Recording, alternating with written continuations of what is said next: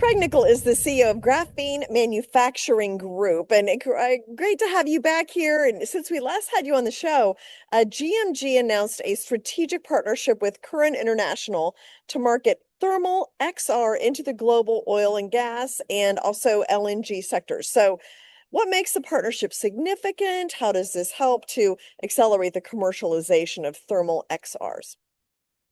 Thanks, Jane. Great to be back on here. So THERMAL-XR is our graphene coating, as you know, and it goes on to basically stop corrosion and increase heat transfer. So for oil and gas sector, LNG sector, it's a big, there's a big market there for our product, at least $1 billion in our calculations. And one of the biggest coating service companies in the world is actually Curran International. They've got global teams, project teams all over the world, and on basically every continent. And they're enabling our ability to go and service our customers in this space. So these are very large oil and gas companies who are needing greater energy transfer, heat transfer, and corrosion resistance on the heat exchangers. So it's a really tough environment. And Curran's been doing this for about 50 years and an enormous hundreds of thousands of projects all over the world. So to have them on our side, on our team, it's validation for our product, and we believe validation for the company, and we're really happy to work with them. So building on that, another major opportunity for thermal XR is the rapidly expanding data center sector.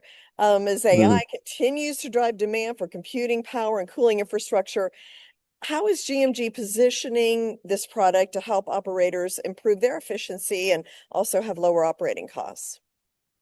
Yeah, there's a range of ways we're looking to help in this sector, and it's probably the biggest capital spend globally of any industry this year.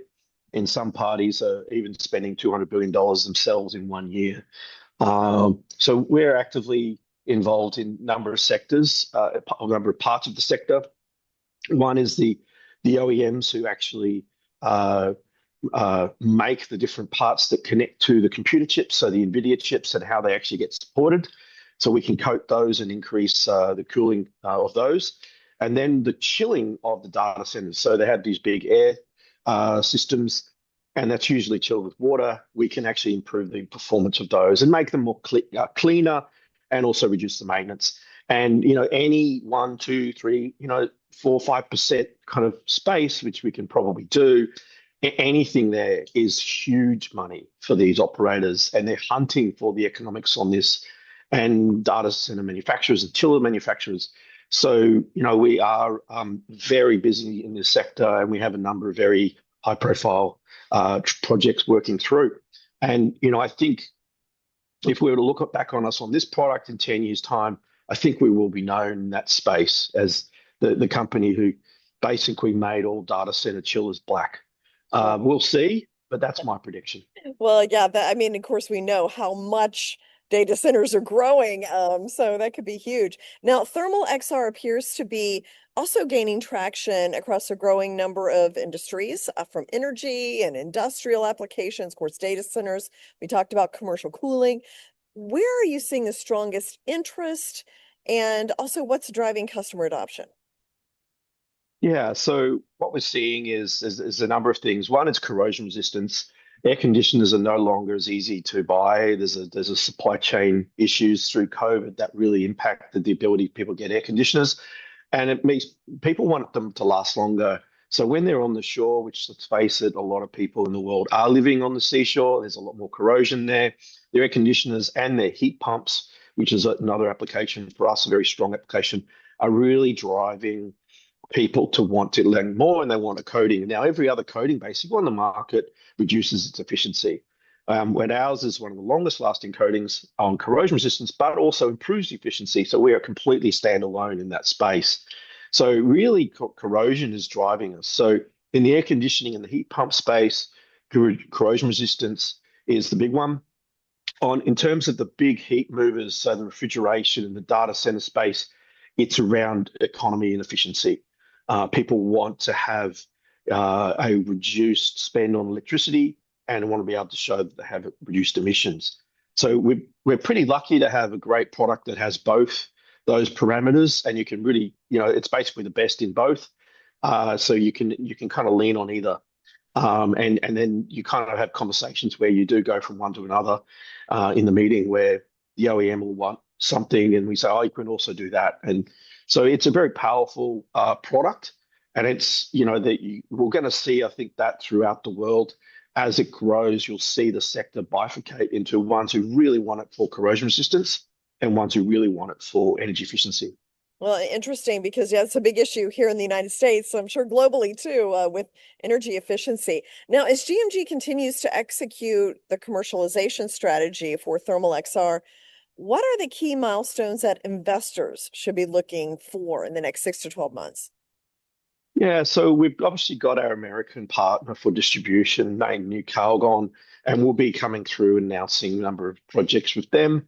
Um, and that's going quite well. And then we'll be looking to announce our European distributor partner, which is, we hope just as impressive. And then once that's come out, we'll then have two of the biggest markets pretty much secured in terms of our distribution partners. And then we'll start to announce, we believe, some of the OEMs. Some of these OEMs have been testing for years. They do need to make sure that it works in a number of cases and in situations and for different outcomes. And so we'd like to be able to come to the market shortly with different OEMs, so different manufacturers. Whilst distributors are good, OEMs are very large volume and very large sale options or outcomes. To do that, we need to move the market. We've already got Bayer Ref and launched in Australia, which is the largest distributor of air conditioning and refrigeration coils in the world. So there are other companies we're working with just as big or bigger and around the world. And as they come out to market, like Bayer Ref does, hopefully then people can really see the size and scale because this is really a very large product opportunity. Oh, interesting. And there's another exciting opportunity as well within your portfolio, G Lubricant. So for viewers who may be less familiar with that technology, explain what it is, the market opportunity, the key milestones that you're focused on with commercialization efforts for G Lubricant. Yeah, so G Lubricant is an additive for engine oils. It's truly next generation graphene added in very small quantities. But what it does is it provides a fuel reduction. So usually somewhere between 5 and 10% fuel consumption. You can get more, but that's what we normally talk to customers about. It's been signed off by university and various different now counterparties. So we're going through a range of distributors around the world because this is a product that you can buy in a retail store. This is a product you can buy in an industrial reseller and distributor. And this is a product you can sell directly B2B. Fuel costs are not going to go down. It's not going to be seen, if anything, like a relief, even if it does come down in the next 6 to 12 months, because there'll always be a large bill for any truck driver or any time who pays that bill. It's usually the largest bill they have after employees. So fuel consumption, nobody likes paying more for their fuel. Nobody thinks that they got a better fuel than the last week. So this is a big market. The market is, there's $4 trillion of liquid fuels in the world every year bought. That's just gasoline and diesel. And so when you start to talk about a small percentage of that, it is a very large market. So we're actively engaged with many distributors around the world. And this is a truly global product like our other coating, but this one's very mobile. It happens to be able to be used anywhere in very small bottles and distributed. It's patented already in America, China, and Europe. So really that phase of market awareness and adoption is what we're pushing right now. And, we hope to come to the market with some news about that shortly. Okay, Craig, thank you so much. You have so many kind of exciting and different things going on and so many up and coming industries. So thanks for the update, and we look forward to the next one. Great. Thanks, Jay. Thank you.